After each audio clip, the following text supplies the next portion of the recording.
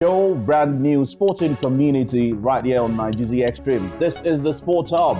Welcome everyone to the Saturday morning. Hey, we're relaxed, we're excited, we're happy it's December. Compliments of the season. But we're here to talk sports. We got two fantastic beings. One a prop, the other a regular human being. We're going to start from there. Joseph Jojo Faulkner. I like how you called the whole of my name. You sounded like a babe. I was trying to. I'm not your babe. I did say you are my babe. I said it sounded like, when a babe would have done a good job. So you are used to. So you are used to. I don't. Are you used? I'm used to ladies calling my full name. Oh wow. Some will even add the Luabu and Dolapo in the name. You know how it is. But how do you guys, it's a new dawn. It's a new sports show. It's something that you've not experienced before.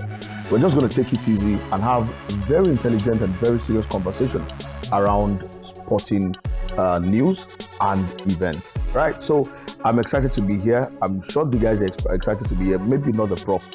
What are you saying? Because you said intelligent. So he's introduced himself already. Because number one, let me correct you. That's Femi Faraway. You said the prop. Fantastic being. That alone, I've already spoken about what I am and what I am. That's it. Nothing else. What are you? Number two, you said. Have you seen the movie Fantastic Just Beasts? calm down. You said intelligent conversation. Speak for yourself. Why are you thinking for another person? Okay, that I'll have intelligent conversation. That's what you will say. So I'm not sure intelligent responses. I don't need to speak intelligently.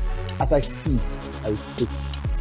Femi, welcome to the show. Because I already know that one of the stories on your headline this morning, I disagree with what.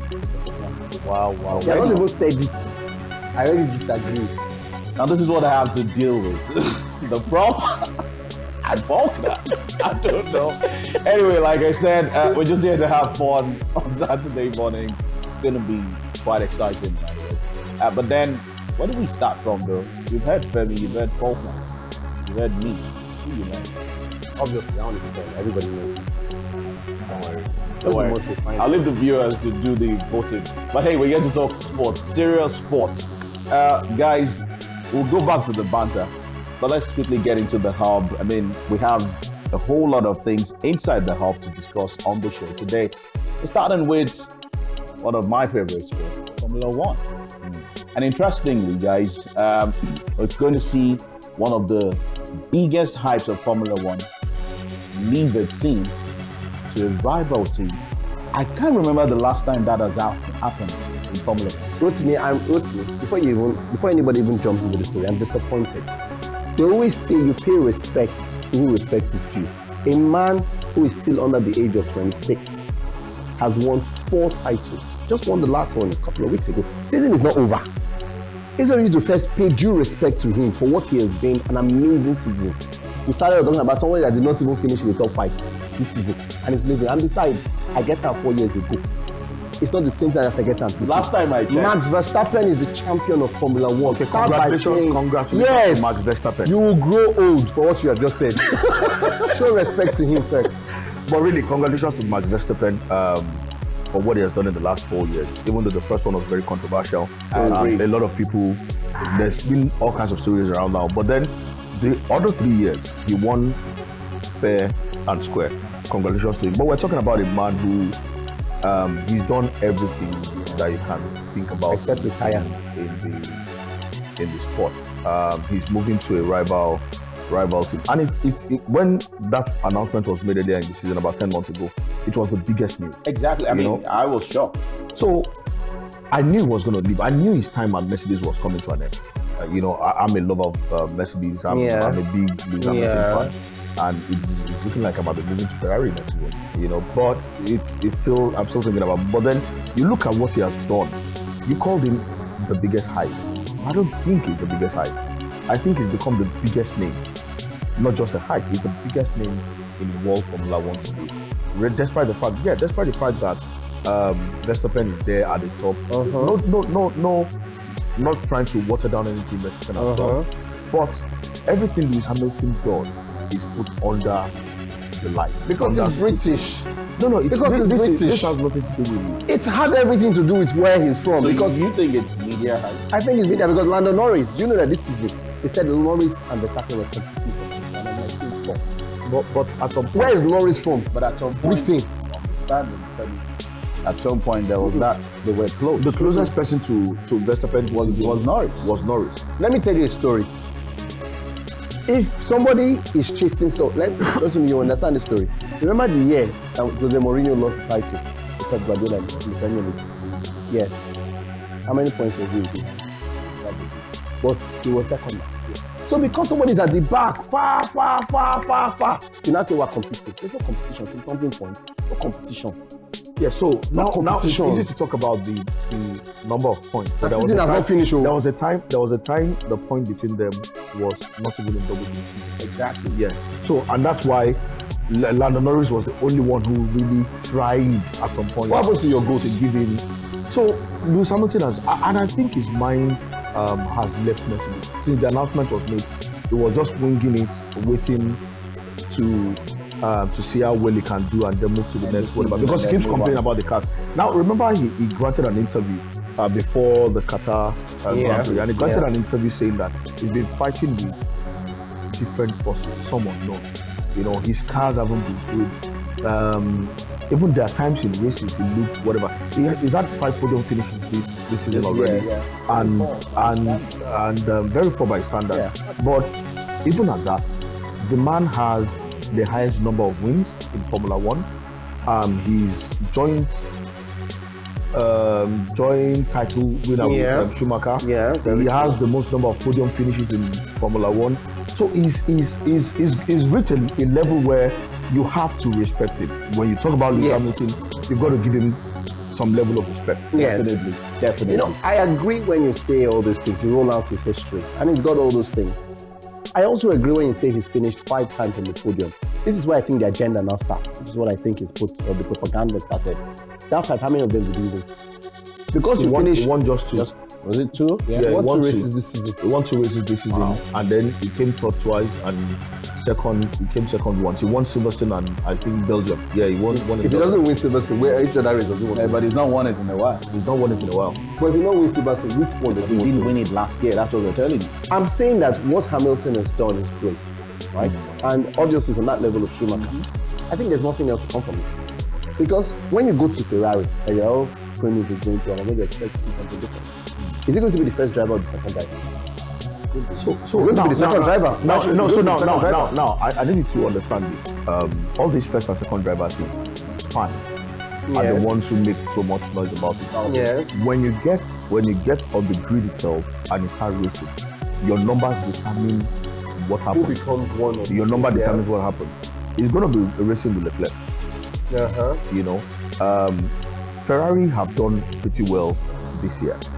Constructors they have a shout. So you know he's going to a place where it looks like their cars are better than what he's driving currently with Mercedes. You know, so he wants to win that number 8. He wants to stand out. You know, totally. And I think he feels like if I move to Ferrari, a new car, a new environment, because I'm new here and what I'm bringing, the kind of experience, the kind of noise I'm bringing into the side, they'll probably pay a lot of attention to him and help him push it. Now, at that 4 years ago when he lost that title, the first one to Verstappen, I think he felt like Mercedes-Benz didn't fight enough for him. Exactly. They didn't fight enough for him. Yes, the race steward was sent off at the end of what was relieved of his duty in the next season and all of that. All that, as far as he was concerned, they returned his title. You know, that split decision of allowing the overtake, you know, in the final race should never have happened. But all that is history. What is going to happen is he feels he has a new home. They might give him a better car. They might also give him a better support than what he has enjoyed, you know, over there. Now, 12 seasons at Mercedes, you know, finish might have entered, like you say in this part of the world. Finish might have entered, and so he feels maybe, okay, new place, new height, you know, like in football we call it the new manager bounce, you know, so that might happen to him. But credit to him for all he's achieved. But I'm waiting to see what he's able to do in that red car. Alrighty, so we'll wait to see how that pans out for Lewis Hamilton. The next season, the last race of the season is happening in Abu Dhabi, and then of course we take that break, and then everybody waits till March next year before we get our first race. But by January we'll start seeing the cars. We'll start seeing definitely, and all that. So we'll wait. Hopefully, you can get that 8. Talking about Hamilton now, and one man that is not waiting to be crowned world champion or the best man in the world when it comes to track and field. It's a man from Botswana, Ashile Tebogo. No, I mean, I've been monitoring him for maybe like 2-3 years from the under-20s, but I didn't think it was going to come this early, Femi. What do you mean?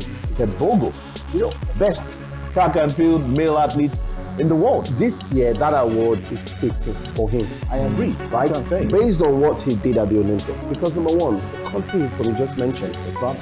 Botswana is more popular for tourism, it's more popular for their raw materials, not for sports. Because if you ask anybody, mention the biggest sports person for Botswana, nobody can call any name. Right? But Tebogo has put that name on the world map. And also, like you mentioned, he's been knocking on the door. In the under-20s, he's gone to the Junior World Championship, where he's performed. He's consistently performed. Maybe he has not cracked that number. But this Olympics, what he did was he saw his opportunity. And favorably for him, when his superstars are not the names everyone is expecting to dominate the scene, doesn't do it. He leaves room for somebody else to come and take that place. And we saw that a lot at the Olympics. Right? Think about the 200 meters women.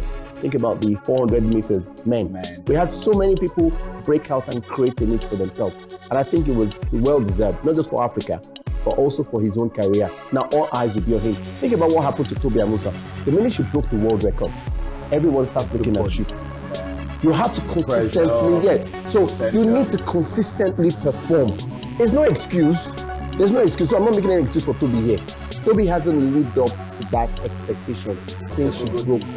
But Tebogo what do you mean by Tobi doesn't? Well, Tobi is not the conversation. No. So I'm just saying that when you break a record, it brings more. It brings more attention. That means you now have to perform because everyone else sees you as an A-lister. And it's not just one record he broke. Yeah. The 2 races he was in, he created the African record. Yeah. Quick one, just before we go on a quick. Sifana Hassan, absolutely deserves it. The first woman to win medals in multiple events. Yeah. In one Olympics. That's absolutely amazing. 5,000, 10,000, and then won the marathon as well. Yeah. So as in both of them have had Tebogo, Hassan, they've had a very, very good year. And if this award, these 2 awards have gone to other people, we'll have carried placard. And the placard would have started right here from Lagos, Nigeria. We'll find out after the break. If Shakari get anything. Let's go on a quick break. When we come back, Sports Hub. We'll continue right here. NigezieXtreme. Come back, still Sports Hub right here on NigezieXtreme. We're still talking all sports. And now we're staying at home. Domestic scene. NPFL. The Nigeria Premier Football League. I mean, it's been quite exciting. What do you always have to be serious when you want to get to Nigeria? When you're talking Formula 1 Nigeria, relax. You now reach NPFL. You now say, we did good to stay with exactly all sports. You forgot to put the word hub. Talk NPFL. Let's enter the NPFL. I said it earlier. We're still in the hub. So this is we're in the hub. You forgot to do all sports. Okay, let's go. NPFL, because it's been quite exciting. Yeah. 2 funny stories from the NPFL. Atlant being managed by Emmanuel Amonike. And then you have a team that some of us were worried about in Lagos. Baptism of fire. They just started. They'll get their experience, maybe go down and then come back to Rotimi. Whatever happened. Rotimi. I don't know. What state are you from? Faulkner. Answer the question. What state are you? You picked out 2 teams by yourself. I said. Wait. It's not for me. Hey, Heartland, calm down. This is supposed to be the Heartland.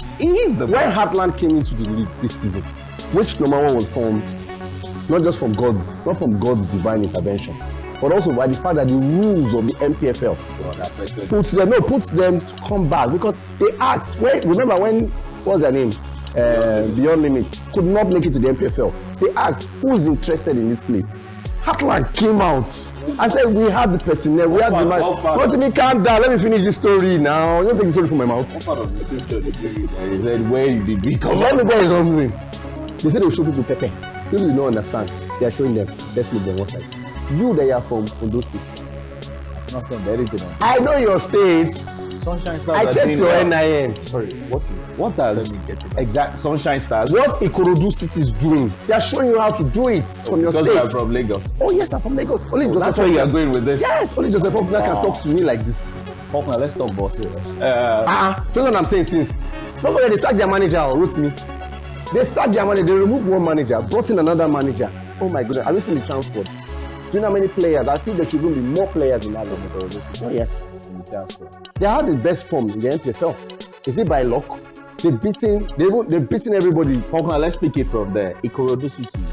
What did they do differently? Apart from, I'll need to ask the management of the team. Exactly. Ask me. Femi just alluded to something actually. Yeah. You know, as unserious as it might be sounding right now. Femi just alluded to something very important. When they came into the league, they came with the manager that brought them from the NNL. The first 4 games, they lost. Yeah. You know, and like you said, I was worried. I looked at Ikorodu City and I kept asking myself that, no, this experiment is going wrong. And then they changed the manager of the team.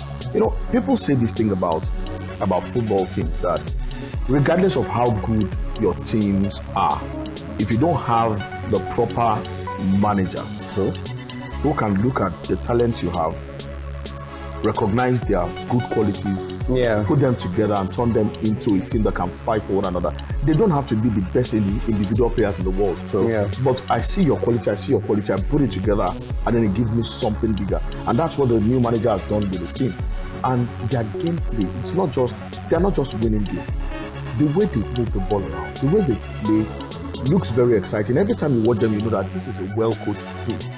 They remind me of when Remo Stars first came into the league, when Daniel went to Portugal, went to Portugal, came back from Portugal, and then the first 2 months, Remo Stars started playing tiki-taka, passing the ball around. You know, when they go to the flanks, you see them, they use the ball where they're not just playing kick and follow. And the same thing the Ikorodu City started doing. They don't just win games, they create chances upon chances, they boss games, they dominate possession, and they don't do kick and follow. And I don't know if it's an instruction from the management of the team, the coaching crew, that they don't do a lot of long balls. You don't see them do a lot of long balls. I have a problem with long balls. You know, I prefer to short ball. Well, let the ball do the talking. Do the short passes. Let's continue about Can we? Is it possible to get Femi out of the studio? but really, passing the ball around, something you hardly see in the MPFL. You know, you see them do, and then they are very clinical in the front of goal. Oh yeah. And some Rivers United play good football as well. But how clinical are they? Not as clinical as Ikorodu City at the moment. Ikorodu City right now, they are the form team, and I would love to sit down with the manager of that team, some of the board members, and ask them very, very straight questions, because they are doing absolutely fantastic. You know, sorry, Femi. And they are, as we're going to talk about Heartland at some point. Ikorodu City and Heartland, I think, have the youngest team in the league right now.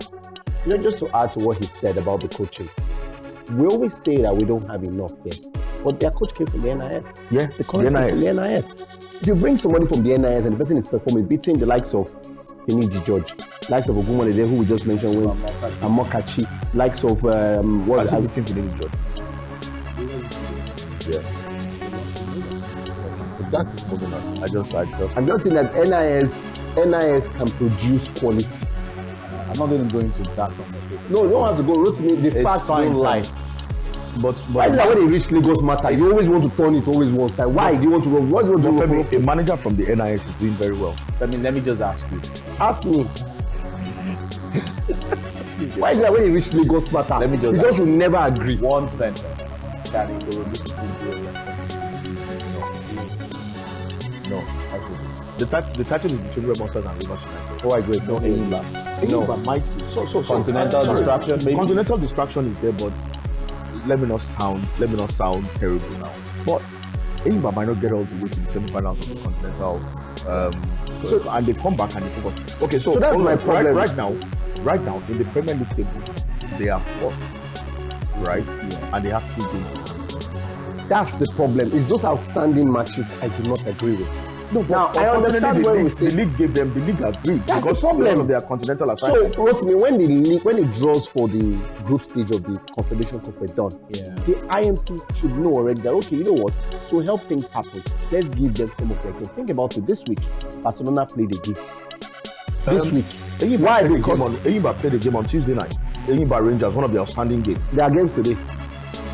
Well, they are going to play this weekend. Yeah, there are games this weekend. Yeah. So exactly. Yeah. So I'm saying that but I'm saying that the game that they played midweek, other teams to play midweek. So I'm saying here now that number one, until Enyimba had outstanding, and you know they have outstanding, they let them go ahead of their fixtures. Is it a crime? I think one thing we shouldn't forget is that travel arrangement on the continent is very important. So we are saying the same thing. Exactly. But the difference here now is if you know it's going to be difficult for them to travel in Africa, why not let them play some of their games before they travel? No. So you can't do that because we've complained about our continental representation and how poor it has been in the years. Yes. And everybody, and it's an agreement in the league, the league owners association and the league itself. It's an agreement that any club that is on the continent, give them some concession. It's an agreement. So that's why I won't fight them because all of them have agreed. So if they have 3 outstanding, right, and we're all complaining it's wrong, if they had played maybe one. No, you are the only one complaining. I'm saying that if they played maybe 1 or 2 of those games, because number one, it means that if I'm running for the title, Enyimba has 3 outstanding games on me. So whenever Enyimba is ready, they will go. That's the same thing we about when they are ready. So when they played on Tuesday, for instance, now when they come back from their game on the continent, they're going to play another mini game. So the problem for them is even when the league doesn't have mini games, Enyimba will be playing midweek. So they're going to, before the end of the season, everything is going to level out. Before the end of the season. Anyway, but still everything is going to level out. Season, so maybe we see a lot of schedule improvement in the second half of the season. So, to be fair, the NPFL has actually tried in terms of they have improving the schedule. But guys, Enyimba, they have outstanding games. But I'm not even worried about Enyimba. I'm very excited about. First of all, we're all happy that a lot of former internationals are not just to coach the Super Eagles. They're coaching in the league. Amokachi, Finidi, Amunike. Now Amunike at Heartland started very poorly, but he kept hammering to everybody. He got rid of a lot of their old heads who were not performing anymore. He kept a few of them. The core of the team have been there for a while, but the Heartland team have an average age of I've forgotten, but they're about 21 or something. But they are very young. They are young boys, and he kept saying this. He said, "You've seen them." I've seen them, and they are young. Yes, and they are young. I want to they are young boys, not young boys of Switzerland. They are young boys of the Nigerian league. But what I like about the whole thing is, he kept saying that it's going to take a while for them to understand what he's trying to, what he's cooking. Now it looks like gradually they're understanding it. They're trying gradually playing their way out. They're getting results. They are winning games now. Something that looked difficult at the start. At the start, the first 4 or 5 weeks of the season. But look at them today. Like Ikorodu City that we talked about, they are also out of the drop zone. They are out of the drop zone. Interesting stuff. We can go on and talk about NPFL, dramas. Hopefully soon we're going to have some managers, owners, interview them on this show. Even the coaches as well. Really should be exciting one. So, because that's it on your screens. Fixtures look forward to seeing in the NPFL this weekend. If you're in and around any of these venues, make sure you mosey your way down to one of these venues and then get to enjoy the best of Nigerian football, as it were. But hey, Kokla, news from where now? From the grapevine? No, just news from the grapevine. Well, before the grapevine. There's a sponsor? Yeah, there's a sponsor. There's this big rumor that the NPFL is going to be having a very, very big. Now, I have a name, but I'm not going to talk about that. I'm not going to mention the name. That's fine. Also, there's an official leak. Definitely. Even though the leak I have is official. But until there's an official I'm happy, but I'm not excited. And I'll break that down. We've had several times where big money come into the league, but it never trickles down to the players, the protagonists themselves. So you see teams still signing players on loan who abandon them in the middle of the season. You still hear clubs are owing salaries and all of that. So a lot of these things happen. So why do we have big money sponsorship if in some ways it will rub off on the club side and the players? Why do we still owe league winners. You know, every now and then we still owe the people who win league. We don't pay them immediately if we have big money sponsors. So I'm happy that we have a sponsor. We're going to have a title sponsor for the MPFL, but I'm not super excited, and that's because of things we've seen in time past. I'm hoping that it will be different this time. Hopefully. Because the company I'm hearing, they're very serious with it. Very, very serious. But then you ask the question, why do we always have these big money sponsors and they never come back? Well, hopefully the 10-year football master plan that the NSC is trying to adopt will change, will probably bring a lot of positive to some of our football sports generally. I think I've been scooping part of their policies as well. Looks like a lot of things are going to change for good when it comes to Nigerian sports. But let's leave it there. We wouldn't reveal the names yet, but we'll just hopefully it's not from our mouth. It happens, and then we're all excited about it. But is Femi excited about it? I don't need to ask him, though. But I am. But I'm going to ask. No, because money. He should be excited. Money in Nigerian football is a good thing. No, I'm not excited. I'm just happy. Okay, fine. Excited and happy. We'll be all right. Femi, quick one though. Rabiu Ali has been called up to the chances. You know, finally, I think that desperation. Or common sense. It's experience. Common sense. The experience this guy brings, the experience that I don't think there's any NPFL footballer who doesn't know the name Rabiu Ali. No. You're even. I don't think there is any follower of the NPFL who doesn't know the name Rabiu Ali. So imagine if Rabiu Ali walks into the dressing room and says, "Okay, you know what, guys, Nigeria needs us." Even referees call him bros. Exactly. Senior man. Nigerian Super Eagles need us because you're representing Nigeria. Nigeria needs us. We're up against Ghana. Nigerians don't take this for granted. We need to put our heads right and then play this game. And we've got at least there are quite a number of senior players there. Sikur Alimi has been in and around that team before. Yeah, so he's also someone who's got experience. Osi Martins has also been around the NPFL for a long time. So they're players. And then I love the fact that they put Waliu. The captain of the Ikorodu City. Yeah. This is someone who can play as a right back, although we go towards the Remo Ismail, who can play as right back. But this guy can double right back on number 7. He's that good. So I think we've got a good squad. Ghana a mess. But you know, in this game, form goes out the window. It's not what you do on the field of play that matters. This is a rivalry that over the years, on whatever level rather, it's always a big fight. It's a big Ghana, Nigeria. But I love the look of Rabiu Ali. I wish that Ahmed Musa had a proper contract, you know, and it was also in this. Maybe if we qualify, we will qualify. Don't stop saying if. When we qualify, when we qualify, not maybe. I'm personally going to travel to Kano, and I will tell them if they don't give him a contract, I will drag him to Lagos and will put him in the Ikorodu City and give him a contract. Actually going extreme. No, it's not about going extreme. See the experience. Imagine, yes, I will call Somi or call Tudi or call Puja. These are my guys. We need to go there, bro. We will. But really, I love the look of Rabiu Ali. Yeah. That experience. Imagine Ahmed Musa in that. Imagine Shehu Abdullah in that. Just imagine these guys in that. Ghana will chop it. Femi. No, not yet. Don't make Femi pray. Not yet. We need to go on another quick break. Sports Up will be right back. All right, welcome back from the break. Still Sports Up Radio on NigezieXtreme. I'm with Joseph Faulkner, Femi Faraway, and my name is Rotimi Akindele. Let me just help him. I'm not calling him a prop this time. We know he's a prop. That's his official name. But hey, let's talk European football. Starting with the Premier League. Look at you first. You don't look at me. Look at I didn't look at any. But like Mr. European.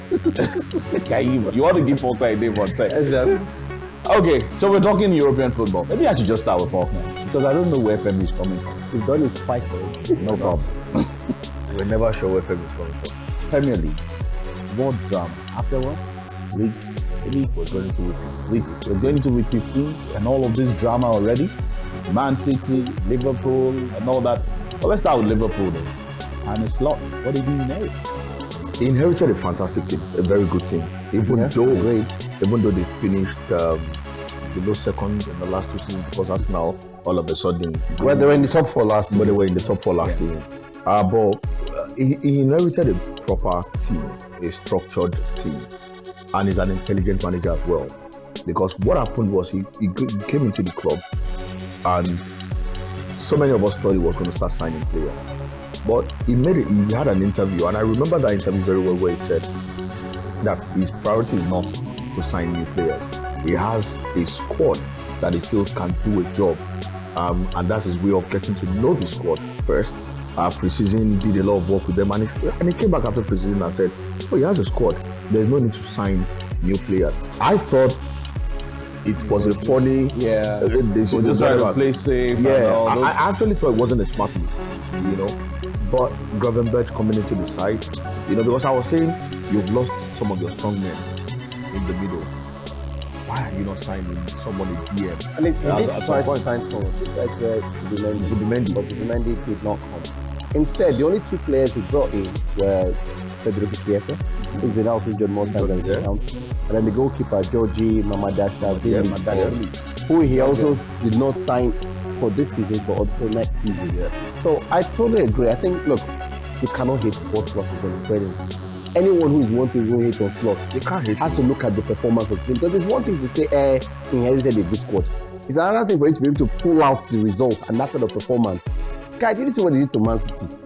City used to handle Liverpool in this fixture, and Liverpool controlled the game. As a matter of fact, Liverpool should have been in the last week. It's always been close. There's that rivalry. No, but City is not the normal City. Exactly. So what I'm saying is that in the previous cities, right, this Liverpool will not run the way they ran against. No, they won't. Because think about it. Even when City wins, they won't just go. So that means credit to Spurs. Because think about it, the last 2 difficult games we had, champions of the European champions, Real Madrid, and then Man City, the Premier League champions, and we won her. You just want to put them aside. Both of them. And you will not even say in any of those games, Liverpool looked like they were going to lose it. Is it enough to say Liverpool will win the Premier League? I don't think so. Now, when I say I don't think so, but it's theirs to lose right now. It's theirs to lose right now. One of the things the guys that are chasing, Arsenal and Chelsea, are still within touch, and they don't have problems of their own like that. I was going to ask you a question around Arsenal and Chelsea, but then one of the things Van Dijk said was that mentality. Their own mentality is working. Are you saying Arsenal doesn't have mentality? Okay. I'm going to is that what you're saying? Let me ask you. Are you saying, no, ask me? I asked you. It's not your job to ask me this question. Are you saying Arsenal doesn't have mentality? Because you started it now. You said Arsenal. You're here, I read Van Dijk. You did I read Van Dijk, so me I not read it. You read Van Dijk. I not see it. It's American from your mouth. Okay, so I'm asking. No, ask me. What did your own brain interpret when you read Van Dijk story? Does Arsenal have mentality? Answer it here. Just answer. Let us go. Let me help this guy. Let me help you. I'm the host here. Let's start. What do you mean by the host? The money you're collecting on this show, right? The money you're collecting on this show is the same thing. It's the same thing 3 of us are collecting. So when you're the host, we just say today. Defend yourself. It's the same money that you're collecting now. This is now Joseph Company is collecting. And it's for the money I saw, more is even like 50 come up bigger than your own. There we go. So let's go back to proper. You know what? So let's go back to true stories. Exactly, true stories. I thought so. Virgil van Dijk made that. You read the story. He made that statement. And what he was talking about in that statement is simple. So when you start winning games and you pile up several wins, it affects your psyche. Yes. You begin to think like you're better than anybody who you're facing. So you go into games not thinking you're going to lose. You go into games thinking, oh, okay, this is another game you can win. So it builds your psychological. Definitely. It gives you a psychological advantage every time you get on the pitch. Definitely. And I think that's where Liverpool have found themselves now. They came into the season, good for them. The first 5 games of the season were easy games for them. So Slot used that to properly know his team in competitive settings, set his team, and Gravenberch. I can't stop praising that boy enough. He came into that side and is the strong man in the middle, shields that defense so well, and his legs, he's got the legs for day. He can bump forward, support the defense, you know, and he's absolutely been amazing. Luis Diaz looks like a reborn player. I was going to mention that. Mohamed Salah, could be Gakpo as well. The only player that's not reborn yet is Darwin Núñez. He's still Darwin Núñez. Chaos is still chaos. He's coming up, But his numbers are gradually getting better. But kudos to Slot and what he's doing with that team. But for mentality, yes, they've got the mindset that they can beat anybody. And leading the chasing pack by 9 points, that's healthy. But at this stage of the season, it's too early. Does Arsenal have the mentality? Oh yes. Arsenal had issues, and you have to respect the kind of fixtures Arsenal are about to go through, despite the injury issue. When Arsenal have the full complement of their first 11, very few teams can handle Arsenal. What would be your assessment at the end of the season if Slot wins the Premier League ahead of Arteta? Oh, kudos to him. You don't think Arteta has time to go? No, at all. So if Arteta doesn't win the title this year, you think that's yeah. What do you want? How many years? You don't need it 5 years now. So now that's you talking as a fan, and that's why the management of the team. You look at club's hierarchy is not talking. But that's why this guy ran away, Edu, because they are seeing that there's no. No. Edu wanted what Arsenal could not give him. Arsenal could not give him. They are seeing that there's no winning, no top to front. We'll talk Arsenal some other. Okay. We'll talk Liverpool. Okay. Just before we leave England, Ruud van Nistelrooy is in town. Good boy. Fox's manager. Can he save Leicester City? First win. Yeah. How many goals? First game. How many goals? 3. 4 goals. Was it 4 goals? 4, yeah. 4-1. It was 3-1. No, 3. It was 3-1. Was 3-1? It was 4-1. He won. Who's got the 4th goal? He won. He won at the end of the day. Yeah. You know what I like about Ruud van Nistelrooy and Leicester City? He said in an interview that the first thing he did was to call Jamie Vardy and told him, I have a problem. We have an issue. You and I, we have an issue. I'm sure Jamie Vardy was confused. And he said, you broke my record. That is an issue already. So the only way we're going to be friends, you have to score goals for me. His first goal. Jamie Vardy's, Leicester's first goal under Ruud van Nistelrooy. Yeah. Jamie Vardy scored it. And Jamie Vardy had a very, very good game. You know, so there's something about Ruud van Nistelrooy, and it's not just about tactics. It's about human relationship and man. Look at what he did with Manchester United in the short period he was manager. Yeah, just 4 games. The players fell in love with him. Look at what happened when he was leaving. When ETH left, how many players put out stories on their social media handles to say bye-bye? Bruno was best. Bruno did. Only one. Bruno. And that's the captain. And that was 2 days after. When Van Nistelrooy left, immediately it was announced. All the players. So there's a relationship. You can see that there is a rapport. There's something in there. And in modern day football management, you must have that relationship with your players. Arteta did the same thing with Arsenal. And right now, you can see from the way Arteta is team and then the boys, the way they are. Have you noticed that we're starting to come back to us? No. I'm just trying to. I'm going to go away. I'm going to go away from Arsenal and show you other managers as well. Maresca, look at the way on the touchline. Look at the way he relates with his piece. Sometimes when he wants to make substitutions or whatever, you see him. He stands in front of the bench and he's talking to the boys on the bench. He's pointing to whatever they come. He's talking. You can see the relationship. I try to watch training videos of some of these clubs, and I see how they relate with the players. And it's not surprising that the results are coming. And maybe because these managers are younger and they are closer to the ages of some of the players, so they can relate better with them. Amorim, I have this video clip of Amorim in one of his trainings, and you saw him laughing with a few players. I don't know what joke they cracked or what joke he cracked, but he was one talking. That's like and just started laughing. Coach, Yemi and the player. Well, yeah, exactly. the way they relate. So modern day management, I think there's something they do. A lot of these managers do. They have this kind of rapport with their players, but beyond that, human relationship, man management, and then your tactics. That's very key. All right, so that's what I think. Someone like Slot, Ruud van Nistelrooy are doing with their clubs. Brilliant stuff. Because there's loads of exciting games to look forward to in the EPL as well. We'll talk about that much later. But Femi, Spain, Blaugrana seems to be losing form at the wrong time. Well, it's very obvious, right? At some point, it looked as though they were the runaway leaders, and all of a sudden, Atletico Madrid, who had problems at the start of the season, Real Madrid, who looked as though they were wobbly because they couldn't find the perfect fit for the 3 superstars, have found a way to catch up. I feel that personally, it's the way the manager sets the team up. Now, what worked for them at the start of the season doesn't look like it's working for them anymore. Take into consideration the injuries. The injuries. So the problem here is that everybody tells you that. Everybody tells you now. Yeah, but they still lost. No, but everybody tells you though. He came on at the weekend, last weekend. He came on at halftime. They were already trailing, right? I'm not trying to make excuses for him. I'm saying that everything goes through injuries. If we start off with injuries, I'm sure anybody that loses his title will tell you injuries. Yeah. But I'm saying that one thing that worked very well for them is the fact that they used to keep up that high line. But now that high line sort of seemed to be their own Achilles heel, and it's sort of biting them. Femi, I knew they were going to find out that high line. And I kept saying this thing that if they played against a ball playing side, that high line will punish them. You know why? Teams that like to run, when you throw the ball forward and you want to run, they will catch you offside easy because of the high line. But teams that love to pass the ball around, they keep possession. Because they are passing and they are moving close to you, they are passing. That's your high line.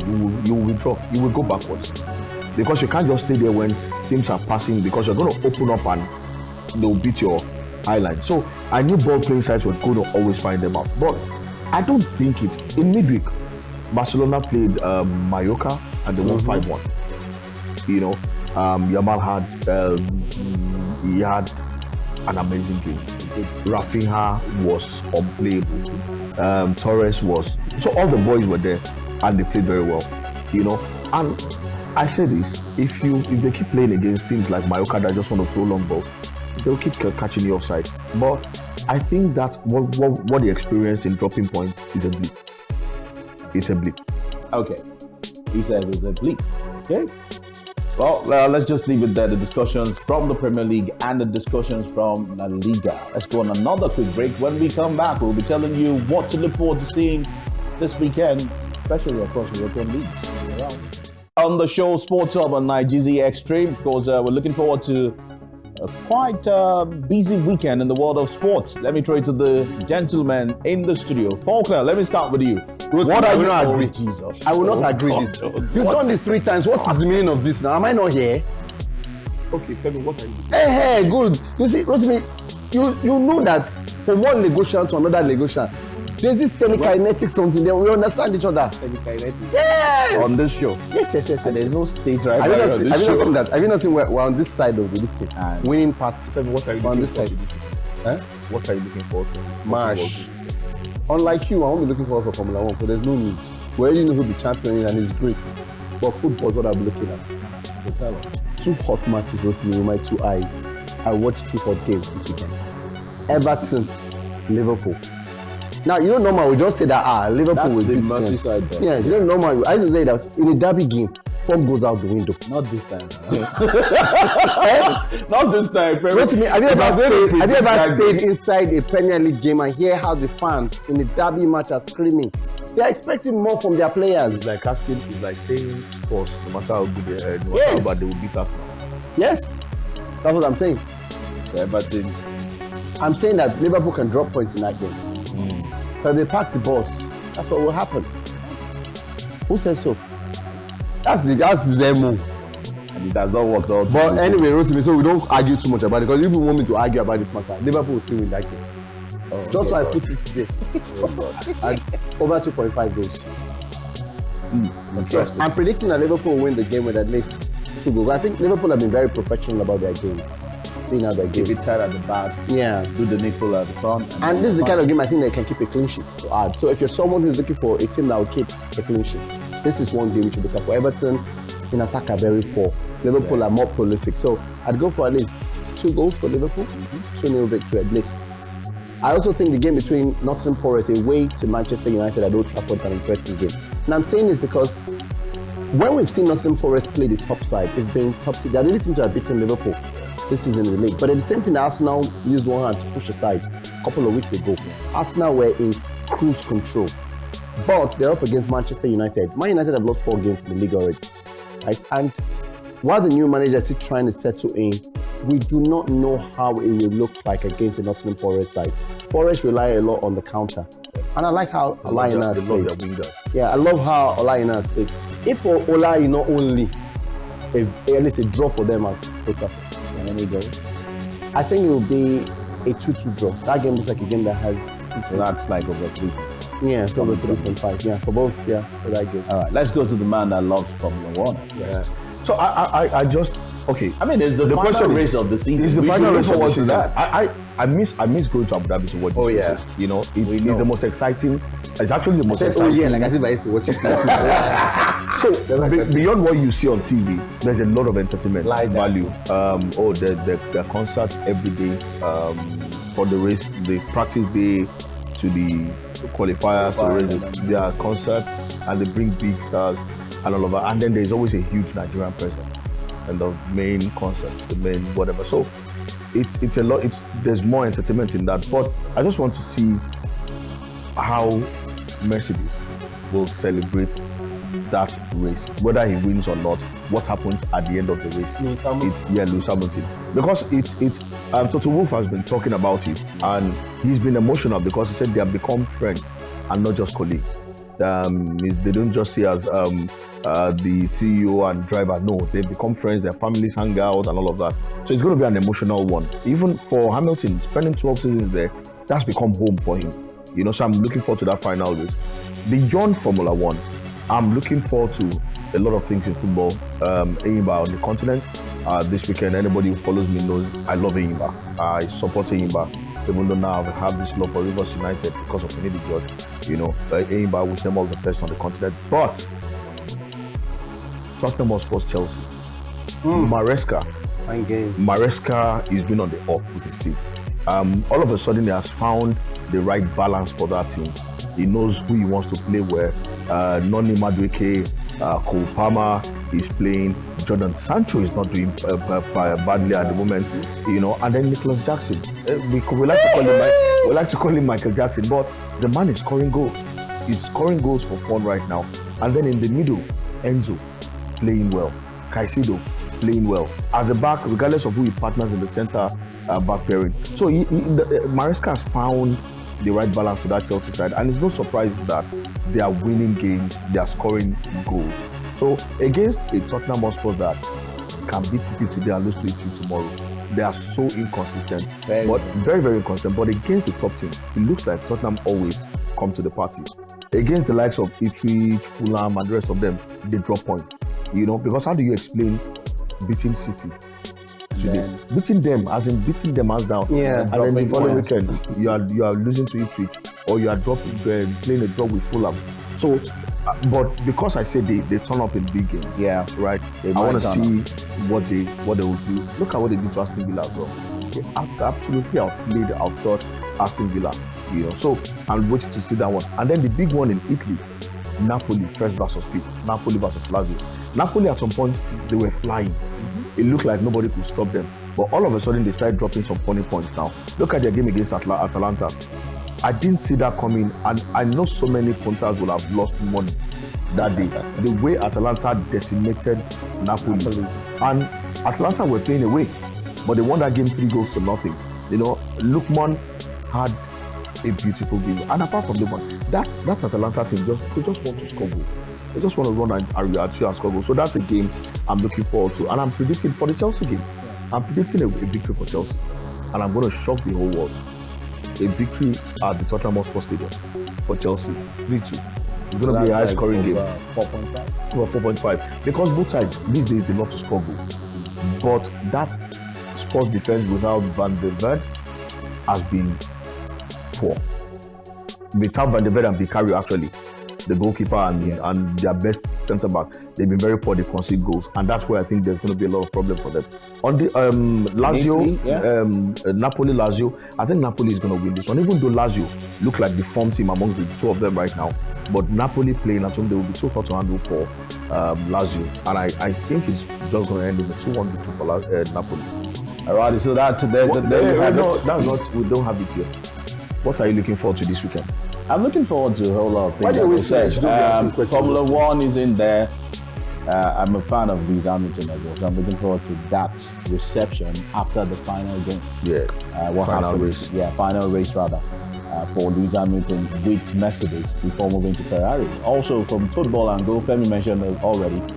You got Amarin, which time is Translate his name to Yoruba somehow. So Looking forward to that game. Yes, I love a lineup. I think Man U will take this one. This is your prediction? The Chelsea. Man U. I think Man U will score at least 3 goals in that game. So 3-1, maybe. Wow. Chelsea Tottenham is another exciting game on paper. I think Chelsea might play for a draw. I don't think Chelsea. Yeah, Tottenham have been struggling, but I think Chelsea maybe 1-1. If you ask me, my prediction. What other game did you mention? Why else talk about the Merseyside derby? I think that's a straight one. 4-0 Liverpool. Whoa. For me, 4-0 Liverpool. And then the Napoli-Lazio game, just 1-0. Napoli. Maybe Scott McTominay was going in. That's my prediction. He's having a good time in it. Exactly. So that's my prediction. Imagine if he now goes on to win the title. I mean, it will be brilliant. For a McTominay, it will be fantastic. But hey, we're not the only ones allowed to do predictions. You can also join us to predict some of these big games, and you can quickly go on to all our handles on social media or all our socials at NigezieXtreme, where you get to see the post, and then you can just make your predictions, as it were. And of course, we'll get to take them, because if you get them correctly next weekend, we will give you some props. Not Femi, I will give you some props, definitely. We're not giving you Femi. I'm not giving you Femi. I said I added S, Femi. Don't be sad. You can give me more than one. You can give me more than one. You are one. You can give me more than one. But you are one. You can give me more than one than S. Femi, you are one prop.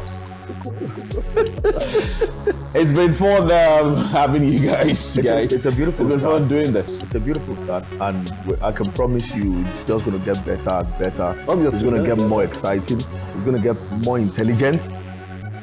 Then you get more fun. Okay, yeah, that's very perfect. And it's going to become more factual. That's where they come in.